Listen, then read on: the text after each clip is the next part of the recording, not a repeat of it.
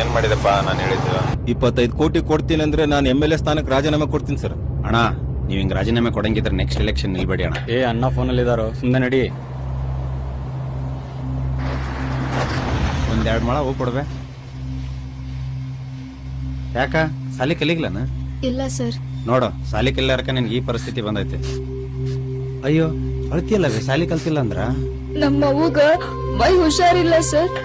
ಅಪ್ಪ ಅಪ್ಪ ನಾ ಸಣ್ಣಕ್ಕಿದ್ದಾಗ್ಲೇ ಕುಡಿದು ಸತ್ತೋದ್ರು ಸರ್.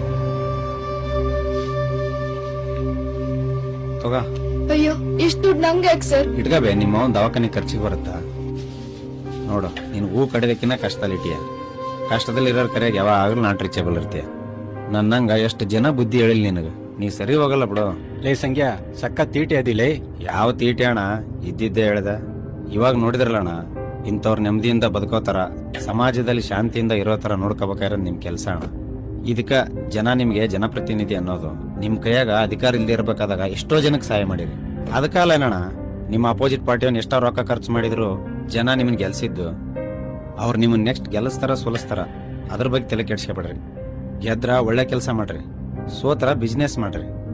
ಅದನ್ ಬಿಟ್ಟು ಆ ಪಕ್ಷದಿಂದ ಈ ಪಕ್ಷಕ್ಕೆ, ಈ ಪಕ್ಷದಿಂದ ಆ ಪಕ್ಷಕ್ಕೆ ಹೋಗೋದ್ ಮಾತ್ರ ಮಾಡ್ಬಿಡ್ರಣ.